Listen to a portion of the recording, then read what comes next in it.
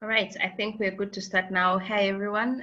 Welcome, and thank you so much for joining this webinar. My name is Karen Bett. I work as a policy associate with the Global Partnership. This is our 5th webinar in our webinar series on population data.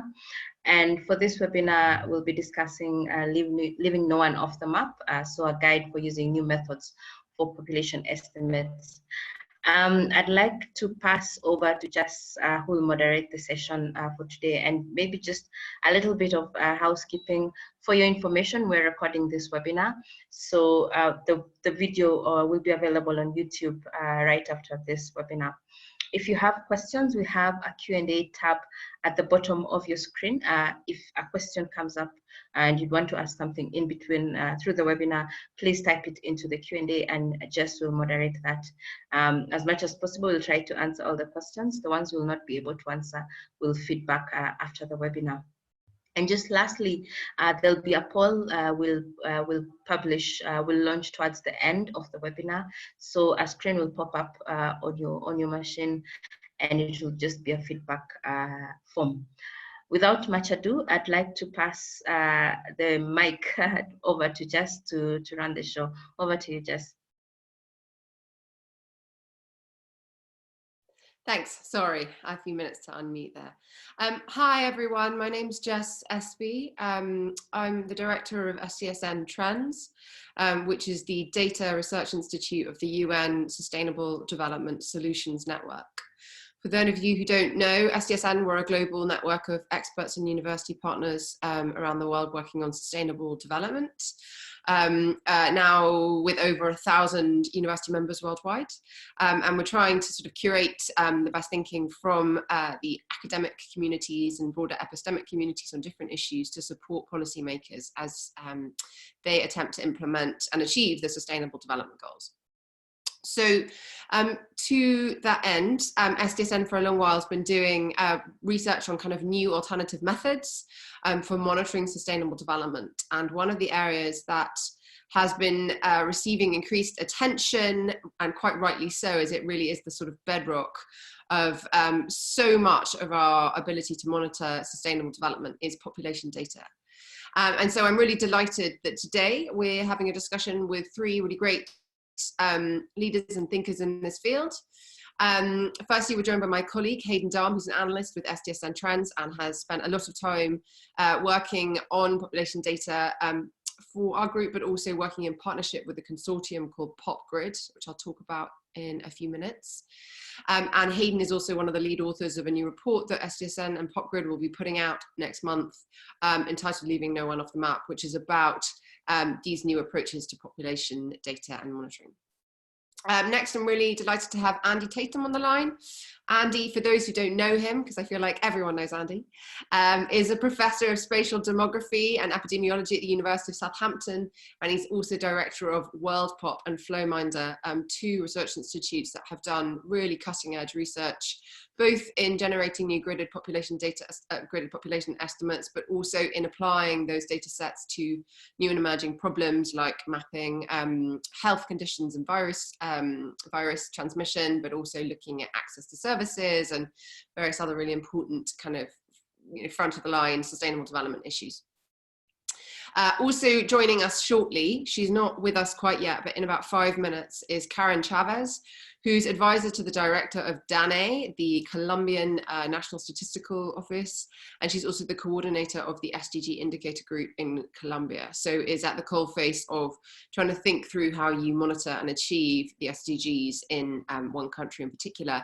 And Colombia have been leading the charge in looking at how you use satellite imagery much more proactively on lots of their different monitoring dimensions. Is that Karen that's just joined us? I think so. I can see her waving. We can't hear you, Karen, but we can see you waving. Yes, Karen will be talking to us about how they, in Colombia, her colleagues and her team at DANE in Colombia are addressing the topic of new and better sources of population data. So those are our 3 speakers. The idea is to have a bit of a sort of iterative dialogue. So we will be starting with, I'm just going to fire a few questions to each of our panel members and have a bit of back and forth. And then I really hope we'll open this up to a broader discussion. Just so everyone is aware, you should all have joined the Zoom conference meeting app, essentially. And if you have done it that way, rather than joining by phone, you should have in front of you on your computers a screen where you can see all of us. But if you move your mouse at the bottom of that screen, you should be able to see a number of functions, including a button that says Q&A. That button is there for you to be able to click on it and type in your questions. And then when we get to the discussion, I will try and read them out and make sure that your points have been heard. You can also use the chat feature if you can see that on your screen. They both basically do the same thing. So either the Q&A or the chat button's fine. I'll be monitoring both of them. If you have joined by phone and do not have access to that, then just please do keep note of your questions, jot them down, and we would really welcome you emailing us, and we're happy to get back to you in writing thereafter. Unfortunately, given that we're expecting so many people on the call, we will not be having an open discussion because it's too hard to moderate with close to 100 people joining by phone. But yes, please put your comments and questions in the chat box, and I will make sure that they get addressed to the appropriate speaker. Great, so that's enough preamble from me. I just wanted to spend 2 words before we open up talking about a group that SDSN Trends is a facilitator of called PopGrid. So a few years ago, lots of different actors sort of convened by one of the leading population data estimation sort of scientists out there called Bob Chen, who's based at Season at Colombia University, came together to have a discussion about all the new exciting approaches to population data that have recently emerged using satellite-derived estimates, as well as some other sort of trial approaches using telecommunications data and so on. And there's a lot of energy and excitement and potential with these methods, but what is quite clearly apparent to lots of experts working in this field is that they are all quite different. You know, lots of groups are trying to come up with satellite-derived gridded population estimates. And we'll talk a little bit more about what they actually mean in a minute. But there are quite a number of challenges in trying to use all these data sets, because depending on what they've used as their sort of primary population source data, so whether they've used a census or a household survey, the results of those data sets can be quite different. And the sort of rubber hit the road when a very large foundation was looking to roll out a vaccination program in northern Nigeria, and was trying to estimate how many vaccines it should actually deliver in that given area, and was looking at these new population estimation measures in order to provide an estimate of the total number of people in that area, and quickly discovered that depending on which model they used, they got wildly different figures.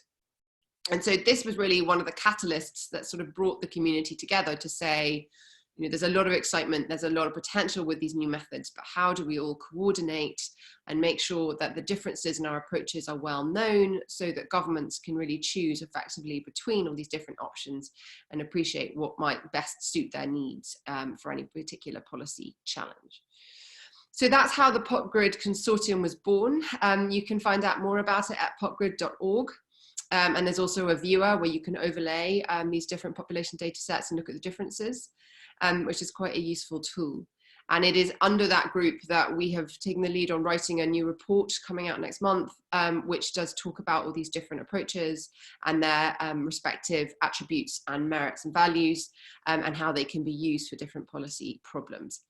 So to that end, I am going to hand over to my colleague Hayden Dahmm, who is one of the authors of that report, and ask him, you know, I think the most sort of fundamental question, which is, you know, Hayden, what do you consider to be the new opportunities presented by spatially derived population estimates? And, you know, is the sky the limit? What can we really achieve with all these new approaches out there? Hayden, sure, thank you so much, Jess. Hopefully I'm off mute. So basically the fundamental opportunity of gridded population data is for us to better understand how people are distributed around the world and what sorts of conditions they're facing on the ground. I'll just give a quick overview of how this data is being produced. Effectively, this approach superimposes a grid around the world and then estimates how many people are located inside each of the cells of that grid. Hopefully we have a slide here showing the first image.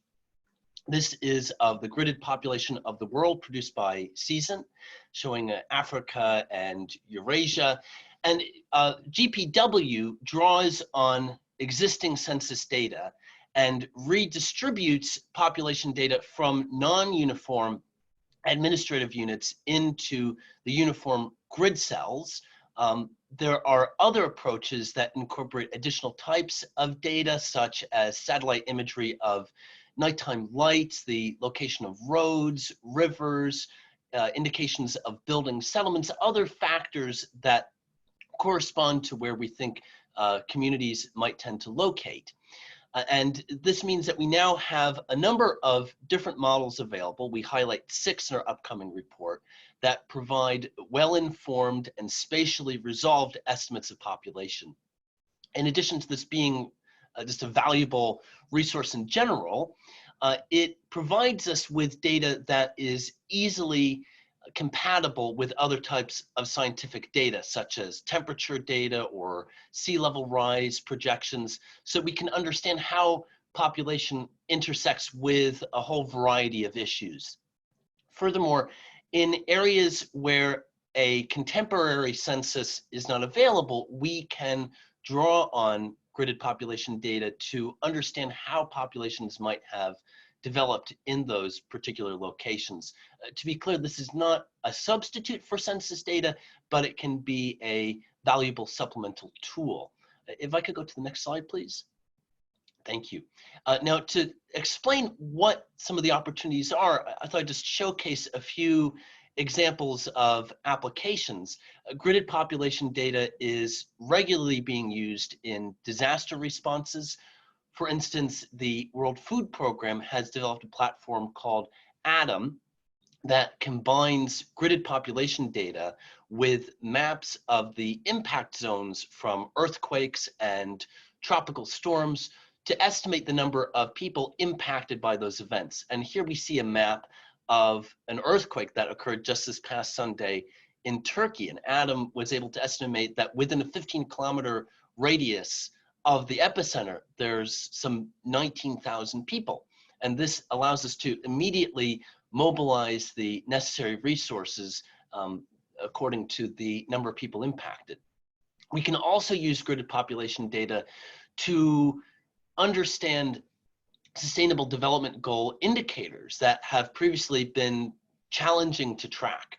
For instance, the World Bank has used gridded population data when creating a new method for measuring indicator 9.1.1, which is the Rural Access Index. That is the proportion of rural residents who are within walking distance of a roadway, important to a whole range of developmental aspects.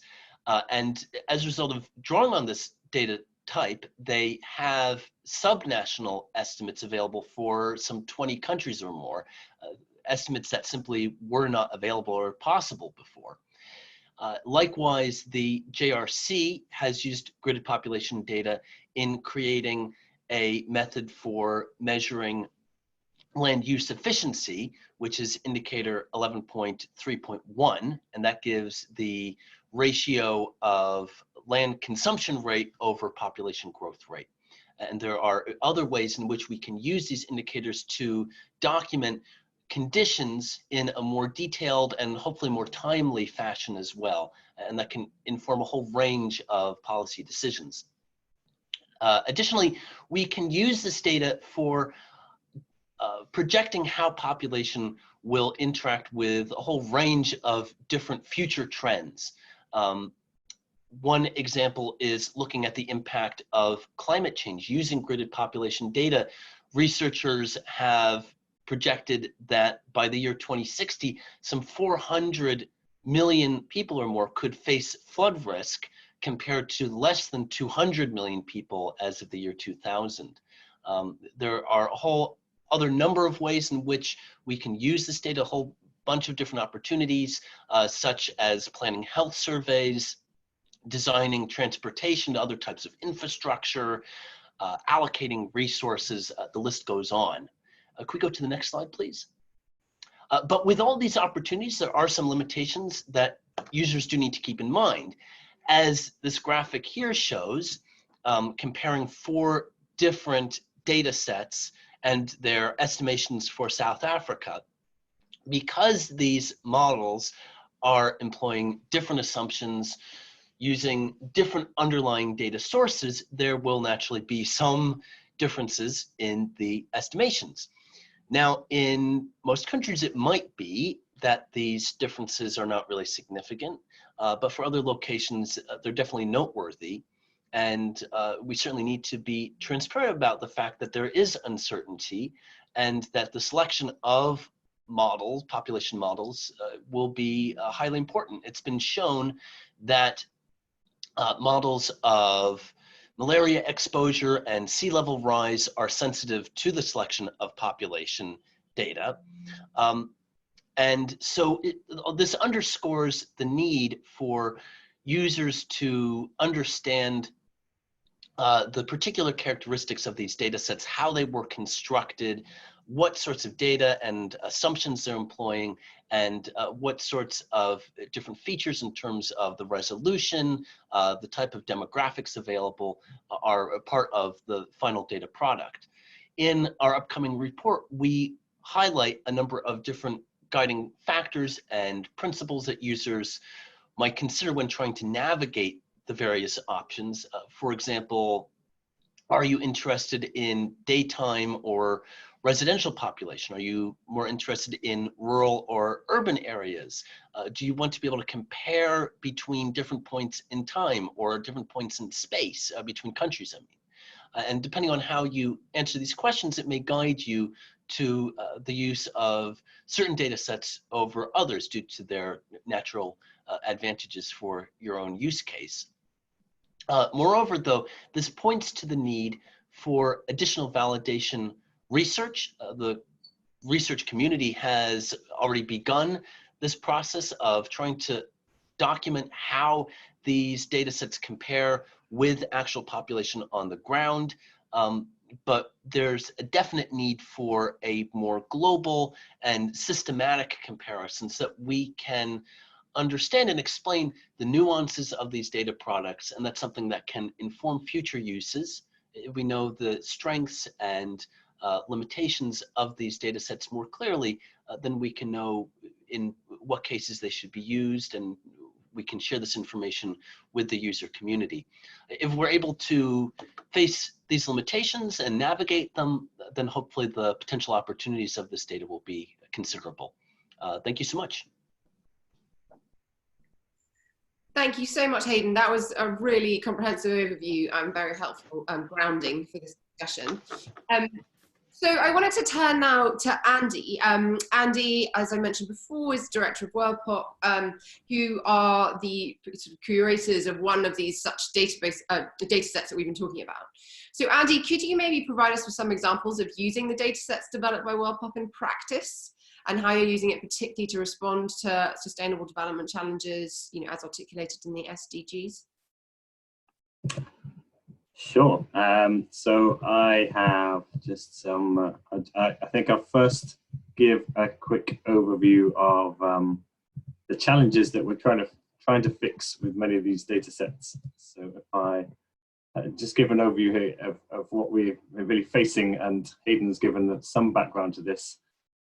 Often we are making use of census data, but it can be provided at a coarse resolution. And we're trying to turn that into gridded estimates. But often we're also facing outdated data, incomplete data, and inaccurate data. And that's often where we're finding major problems in some of the low and middle income countries where we are trying to tackle these sustainable development goal issues. So what is typically done is trying to build up a picture of the landscape using a range of different data sets that can be got from satellites, from geospatial data sets, mapping buildings, mapping places of interest, household sizes, neighborhood types, everything that can build up a picture of the landscape. And then to estimate those populations using that stack of data, and some data that we know and trust. So if there is an outdated census, an inaccurate census, then it may involve collection of extra data. and the building of a statistical model to predict those population estimates with uncertainty. So this may be disaggregating from population count data, where we have more detailed information on where buildings are, on the amount of electrification from satellite night lights, to be able to go from this coarse picture to a much more gridded picture of population distributions. This is something that, as Hayden has shown, has been done across the world now and for multiple time periods. But it does face challenges, as I mentioned, and this is the situations where we're starting now to work closely with national statistics offices and develop data sets that are tailored to their specific needs. So an example here, when we have a situation where maybe we have complete estimates for South Sudan, but this is from a 2008 census and it's projected forward, simple linear projections, not accounting for all the displacement and problems that have happened in that country. So here we can think about integrating in displacement tracking matrix data from the International Organization for Migration to provide more reliable, more realistic estimates of those populations. And you see that kind of red area of refugee camp highlighted, that if we're just simply disaggregating in many of the methods that are presented in PopGrid, we miss some of that. We also have the situation of countries that have incomplete enumeration. So this is Afghanistan, where they haven't been able to do a national census since 1979. And so there's a need to estimate and create new data. And so there's data that does exist across the country that's been collected recently, and you see in pink. But using those statistical modeling approaches and using the geospatial data sets that we do have everywhere, we can estimate those population numbers. And these are estimates that have now been presented to the president. They are now being used to design sample frames and for polio vaccination distribution. Then we have the situation of maybe a country we've heard about with Nigeria, where the last census was 2006 and reliable data doesn't seem to exist. This is a similar thing in South Sudan. So here data can be collected from the field with field enumerators doing small area enumerations in localized areas to try and cover as much as the country as possible. And then again, predict into those unsampled areas. And this has been shown to do a pretty good job. And this is part of the Grid 3 program, much of this work.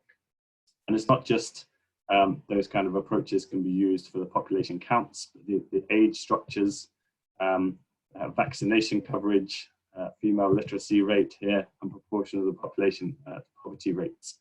So these are methods that can address different factors in the Sustainable Development Goals and identify those populations that are perhaps being left behind when we are reliant on large area aggregates.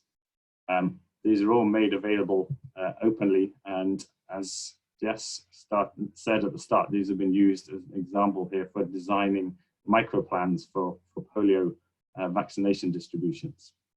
An example of how the value of that is here, where those geographically information system-based modeled population data were used in the north to allocate vaccines, and only in those locations were areas seemingly missed, areas not seemingly missed, whereas in the south, the old and unreliable census data was used to distribute those, the microplans to distribute those vaccines. And there, many areas seemingly were missed with 0 children vaccinated. So these gridded data have also been used in a wide range of settings. So in the case of cyclones coming through, the basis now of UNITAR, UNISAT's estimates of populations exposed. We have the World Food Programme using these data sets to again assess risks and assess population risks at a much finer scale than ever before. UNFPA are using these data sets to allocate and highlight areas of needing prioritization for maternal, newborn, child and adolescent health workforces.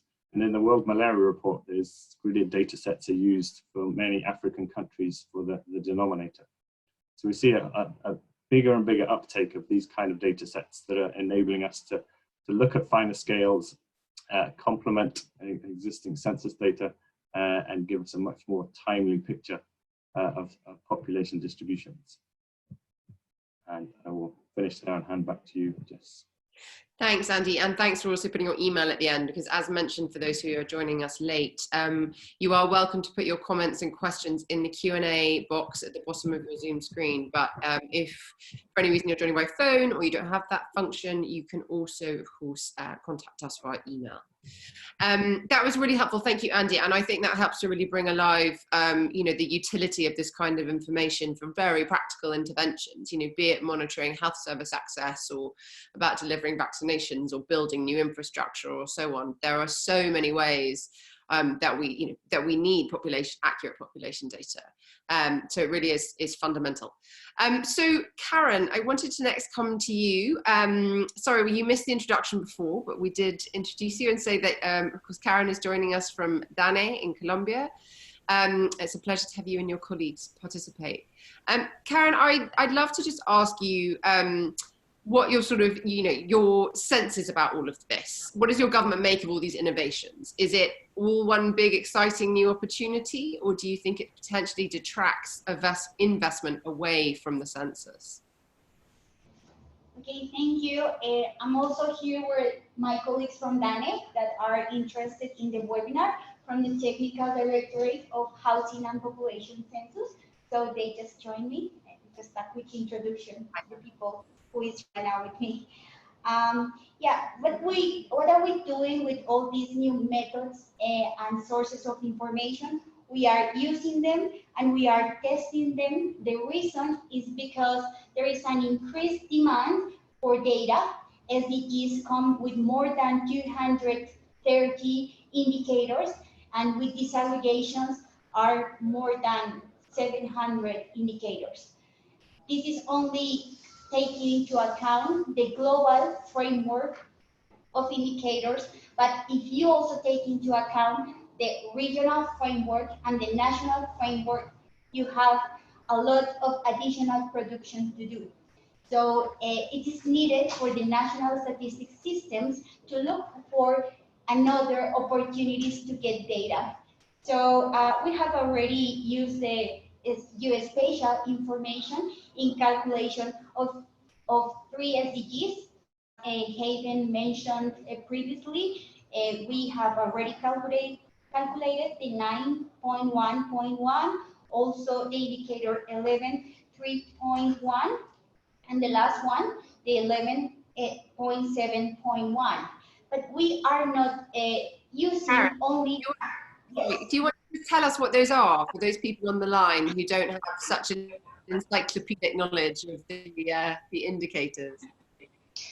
Okay, it's because Hayden has already mentioned them, but the 9.1.1 is about the distance to walkway roads in rural areas. The 11.3.1 is the land use indicator, the rate consumption of land. And the last one, the 11.7.1, it's taking into account the open spaces in urban areas. Yeah? We are also exploring what other indicators can we calculate using geospatial data, and it's important to know that we are not using exclusively geospatial data to these calculations. We are using this data as a complement to the traditional sources of information, as surveys, census, and administrative records.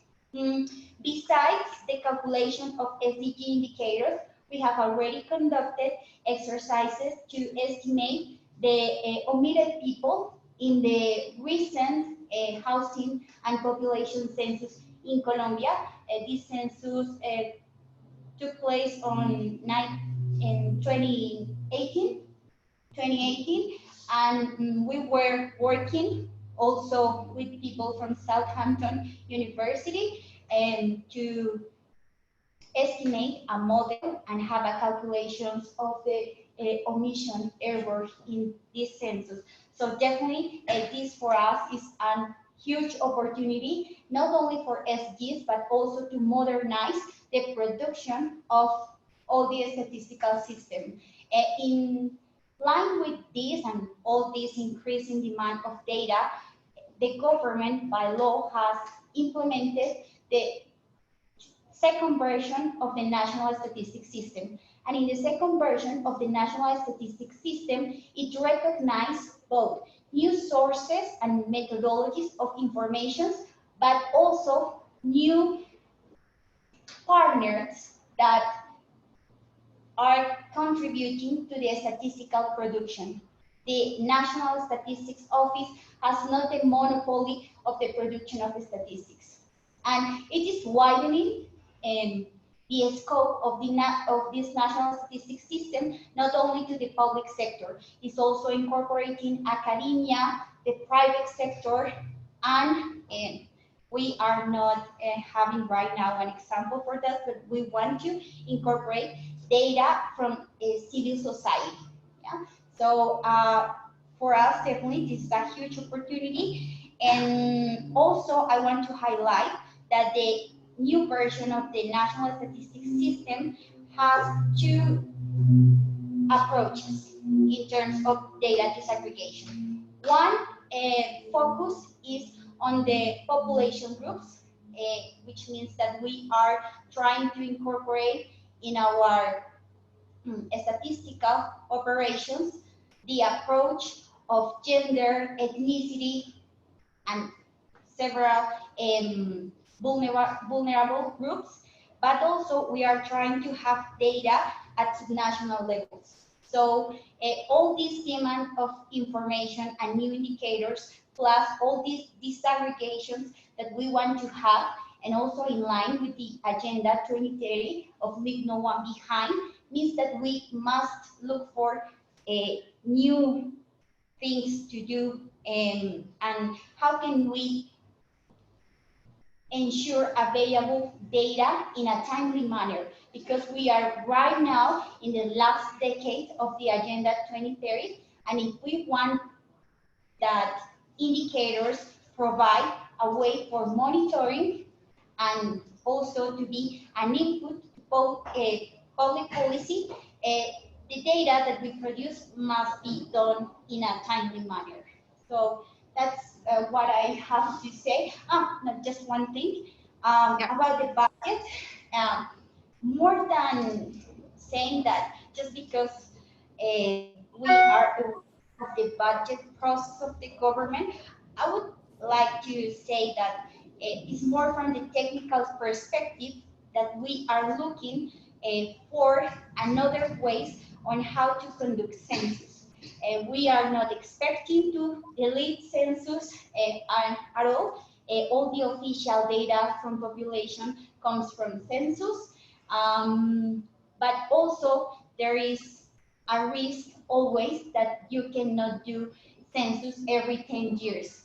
And as also Andy said, there is a risk to have outdated data. So we must guarantee to have some updates on the data calculated from census, and that's why we are exploring all these new methods and methodologies, and we are sharing what we are doing with partners across the world, because that allows us to have and to establish good partnerships with people from around the world, and to have successful exercise in doing all these calculations.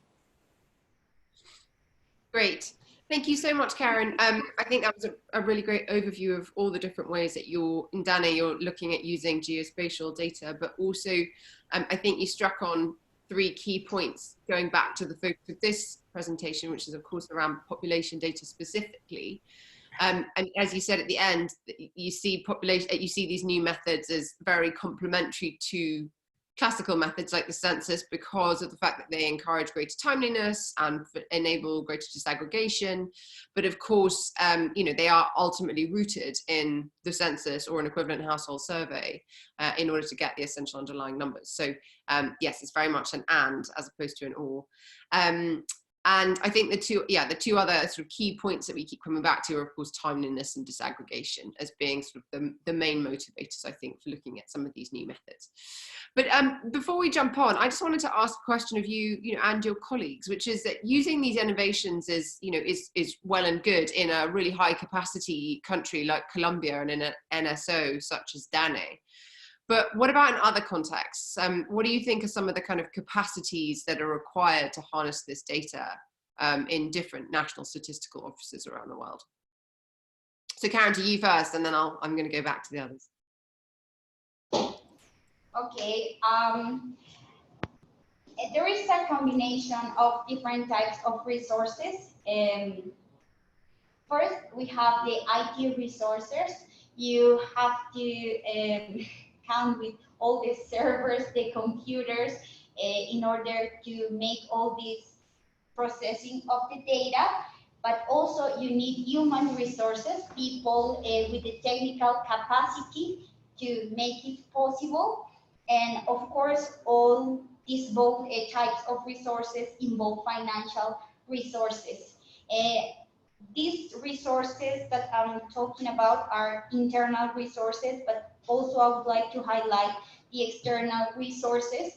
And I think that partnerships could be a really good resource to explore. And I know that most statistical offices in the developing countries don't have the same technical capacities. However, there are also a lot of partnerships across the world interested in making possible things for the 2030 agenda. So sharing all this knowledge, and also considering that most of this data is open data and you can develop algorithms that are kind of free, or you can put it online for free consultation. There is just a matter of make good partnerships with UN agencies system, for example, but also with academia, and that's what I think. Okay, thanks, Karen. That's really helpful. Andy, I want to come back to you on this question, because obviously, University of Southampton has done brilliant work in this area, but one can't help but seem to notice that a lot of the innovation and capacity to innovate in this area is, of course, currently confined to northern research institutes like Columbia University in Southampton and Maryland and various other places. So I wonder, what do you think needs to happen in order to sort of transfer some of those skills to particularly national statistical offices, but also universities in less developed countries where these methods are needed most urgently? Yeah, it's a great question, and it's something that we've been challenged with over the past few years, particularly a partnership with UNFPA, who have a remit to support national statistics offices and are encouraging these the development of geospatial approaches to support the census. And our experiences, have ranged from working with DANE, where we were able to simply hand over an academic paper on that had Bayesian geostatistical methods, and within a week they were able to replicate it, all the way to working with countries like Democratic Republic of Congo, South Sudan, where the situation there is limited geographic information system capacity. And there, through the Grid 3 program, which is a partnership with Columbia University and UNFPA and Flowminder, a big part of that is strengthening capacity to firstly use these kind of data sets. So that it's often an unfamiliar format, the gridded data sets. So the initial part is familiarizing people with that, building tools to enable people without geographic information skills to utilize those data. And then towards the end of the line is developing the capacity for stats offices, and importantly, I think partnering with local universities where there's often those skills and capacity in that can be more specialized in these certain areas.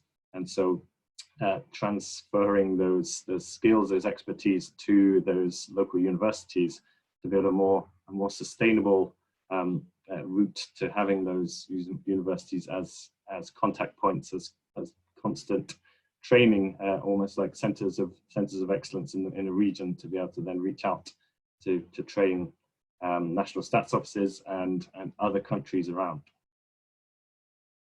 Brilliant, absolutely. And I mean, as SDSN, of course, we're biased because that is our sort of mission, is to try and engage and capacitate universities to do a lot of this work. So thinking in particular about what networks like SDSN or perhaps the GPSDD, who of course are much more focused on the questions of data explicitly and have a huge global network. What do you think is the role of groups like GPSDD in trying to sort of build this capacity and facilitate greater uptake of these tools? Andy, I'll go to you first, since your mic's on. No, I think it's we've had some very positive experiences in working with local universities in a kind of train the trainer route to pass on the skills, the expertise that we have to those universities, to then see them being able to just pass that on to national stats offices. And so having these networks who are in place already and have those strong links to make those connections is pretty vital. It's not something that us as an academic group developing methods have the capacity to be able to reach out to all these universities across the world. So that's an important role, I think. And Karen, from your perspective in DANE, you know, what's the most useful thing that the international community can be doing to try and encourage statistical offices around the world to take up these approaches and use alternative methods and innovate in their attempts to better monitor sustainable development? Yeah, I think that there must be some defined mechanisms. First, to share all that you are doing, and second, to create strategies to quickly can have partnerships, and that in these partnerships you can guarantee both results but also resources. Because sometimes my feeling from the DANE specifically is that we have plans about what to do and the results that we want, but sometimes we don't know how to get the financial resources needed to do the additional tasks that we have. So sometimes we are able to do things with the people that we have here in DANE, but sometimes you could accelerate the product or the results if you have more resources, and we don't know exactly how to do it. And I think that strategies to have funding for SDGs and the use of these new methods could be a good way in which international community could also help us. And of course, from our side, we are always open to share what we are doing and our results with other countries. So I don't think that there must be strategies only with one particular country.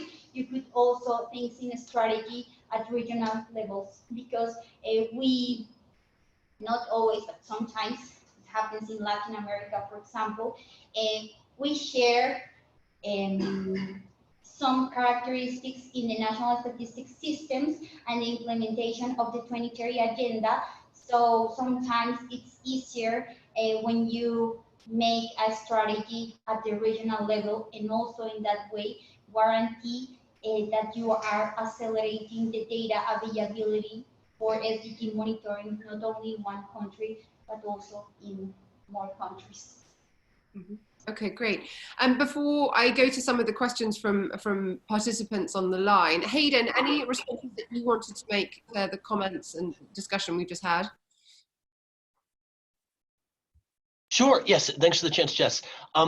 I think that one of the important aspects for addressing capacity is working to lower the level of expert technical capacity that's needed to access this data. And this is in part what we're attempting to do with our forthcoming report, Leaving No One Off the Map, where we lay out what are the strengths and characteristics of these different data sets so that people who don't necessarily have the time to review scientific literature can understand these opportunities and nuances. Additionally, the PopGrid community has produced a data viewer on its website, popgrid.org, where you can view for free the different available data sets and actively compare them. You can get population figures from these maps, even if you don't have expert GIS experience. So I think that those are all very important to increasing access to this data. Additionally, it's important to spread awareness about gridded population data and what it can do, what needs it can meet. GPSDD, as a matter of fact, helped us with a survey this past year of different NSOs, and we learned that many NSOs, it would appear, simply are not yet aware of this data type. So it's important to have convenings like this so we can increase the awareness. Great, thanks, Hayden. Absolutely. That's a very nice tie back to what we've been trying to do within the PopGrid Consortium, is to make a lot of these methods, in addition to doing some of the validation and comparison work, just making a lot of these methods much more accessible for a broader, specifically a broader policy audience. So we've had a number of great technical questions in the Q&A feature of Zoom. So I'm going to just run through a couple of those. In particular, I wanted to start by asking a question of Andy, which relates to kind of the accessibility of some of these methods. A question that was asked of an anonymous attendee is, aside from papers being publicly available and produced, are there algorithms or codes for how you actually produce the population estimates which are available to the general public? Yes, definitely. Certainly, starting point on the WorldPop site is our code for taking census estimates and at administrative unit and disaggregating them to grid squares. All of the data sets are freely available, the covariate data sets to do that. And then for the grid 3 type work, where we're actually producing new population estimates, there's an important difference here of most of what's on PopGrid is, well, everything on PopGrid is taking census data or projections and disaggregating it. So it's not creating new estimates. So in those countries where the census data are outdated, there's a need to produce new estimates, and there the code will be available. I showed briefly of this WorldPop open population repository, where we're putting all the data sets, the metadata, the code behind it. So that's yes. Yes is an answer. That's an important part of all of this, is to make things reproducible and accessible. Absolutely. And so you also just referred to sort of two of the main, central users for this. The one is using it to disaggregate further and to, the existing census data. And the other is in cases where you just don't really have an accurate census, as in Afghanistan, kind of using these methods to generate new information. But what about using some of these methods to lower the costs of the kind of census process?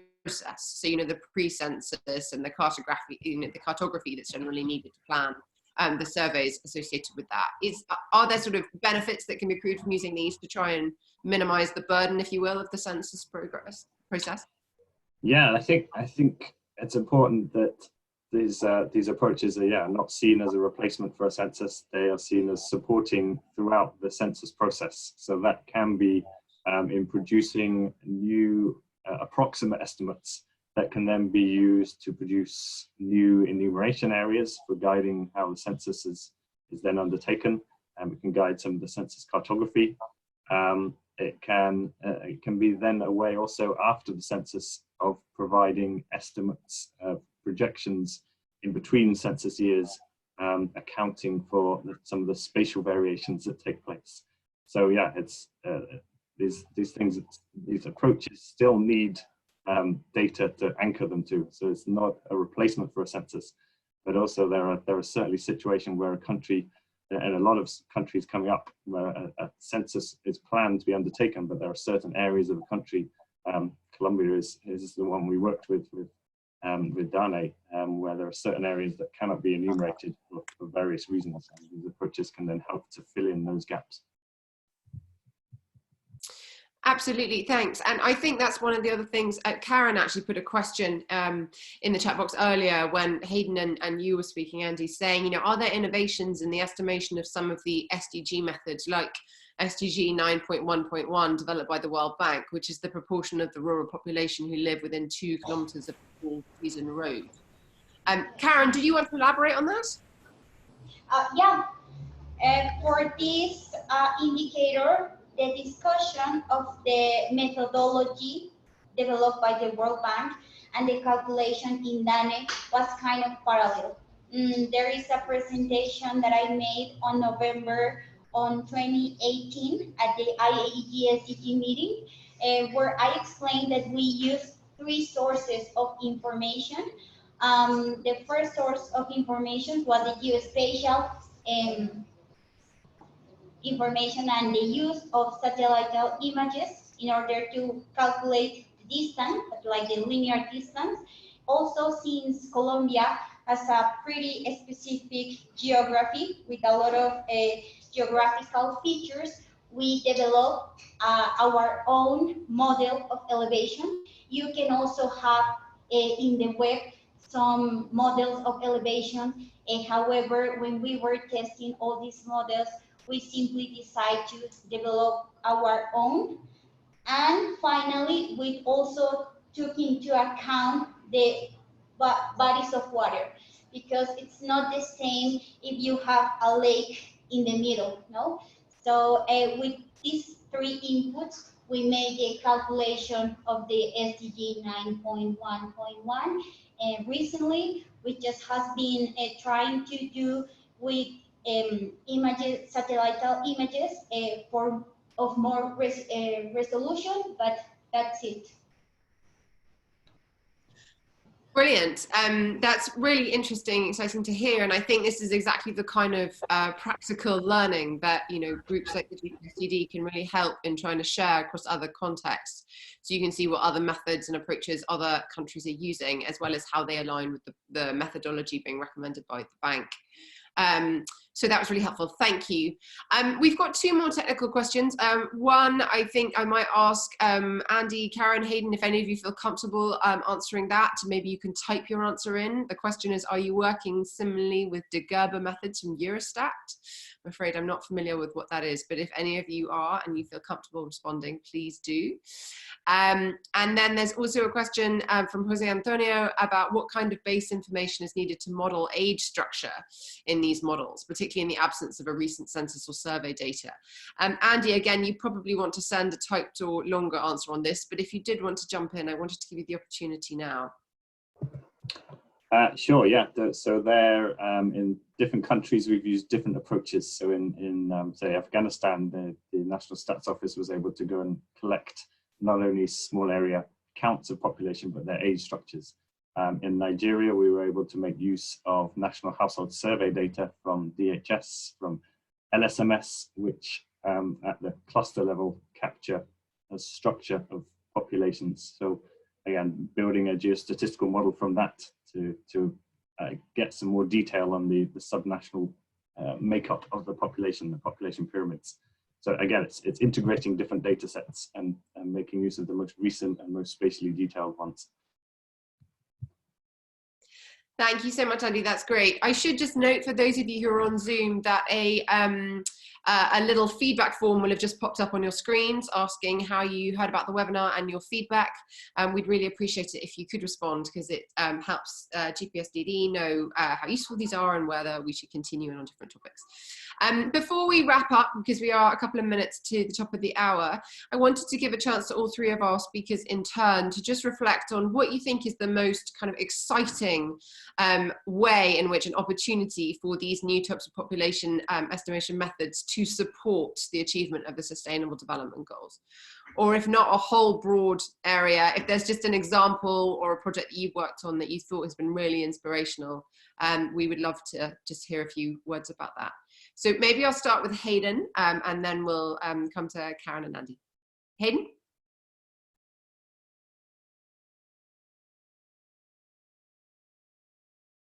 Oh, Hayden, I don't think you've unmuted quite yet. We'll give you another few seconds. Okay, well, while we wait for Hayden to sort out the audio, and here we go. Hayden, you're off mute. Oh, are you able to hear me? Yes, yes, we can. Oh, Go ahead. great. Sorry, the poll came up, but I couldn't figure out how to get around it. I think that the most exciting potential of gridded population data in terms of the SDGs is that it allows us to understand different dynamics at a subnational level.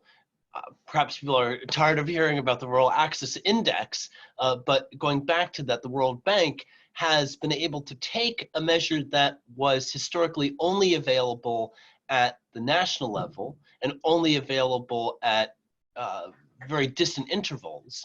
And now it's something that can be more readily updated, and it is available at the community level, which means that within a country, we can identify the communities that are most vulnerable, that are in need of particular types of interventions. And so as a result, we can direct our resources more effectively. It also allows us to compare conditions between countries and identify what sorts of unique challenges one place might face versus another. For example, I think the World Bank in their analysis found that Asia, in Southeast Asia, there are plenty of roads available. The challenge is the quality of those roads. Whereas in Africa, there are challenges with both the availability and the quality of roads. And so that will guide different types of interventions in those contexts. And that's something that is empowered by this type of data. Fabulous. That's a great example. Thank you so much, Hayden. Karen, over to you. What do you think is the most exciting opportunity of using this new data to support sustainable development? Again, to modernize the statistical production process. And after this pilot exercise, that we're at the beginning pilot exercise, another successful exercise, we are incorporating in the statistical production model the geospatial information. We are used to the traditional general statistics production business model that is made more for surveys, but from the Geostatistics Directorate, we are working in a way to have the version of this general statistics business production model with geospatial information. So I think that this is a huge opportunity for National Statistics Office, not only for SDGs, because at the end you can have and you can use geospatial information beyond SDGs. And so we are just working on it, and you can use from the beginning, but also to the end of the statistical process. And the end of the statistical process is to disseminate the information. And I also think that when you have things in a graph are different than when you are putting on a table. For example, we have the minimum level of disaggregation at national level. In Colombia are municipalities, and municipalities here are more than 1,000. And when you have a table with 1,000 values, it's quite different than when you have just a map. So I think that the opportunities are huge, and this is not the only road, but the approach in DANE is directly to introduce and incorporate geospatial information in the statistical production model. Fabulous. Thank you so much, Karen. And yes, I couldn't agree more. The minute you can put things on a map, it really brings it home, makes it feel more real and closer to people's kind of personal experience. So Andy, final minute, over to you. What do you think is the most exciting opportunity? I think there's a lot of potential in using administrative data sources, routine data sources. We've done a lot with taking census data and disaggregating it. We've done a lot with taking household surveys. There's all data sets that are collected either every 10 years or maybe every 3 to 5 years.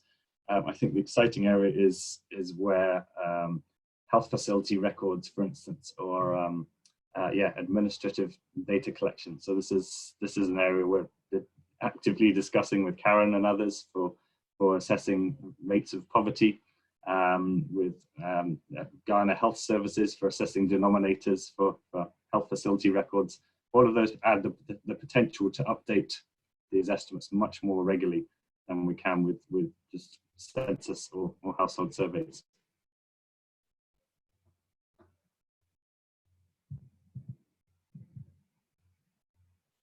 Sorry, I was having issues unmuting as well. Great. All right. Thank you so much, Andy.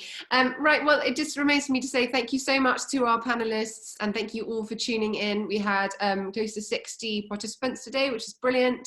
And thank you so much to Karen and the GPSDD team for convening this. And thank you very much. If you have further written questions or want to know any more, feel free to reach out to us. I'm sure Karen can facilitate in providing our emails. All right, thank you so much, everyone. Have a good rest of your day.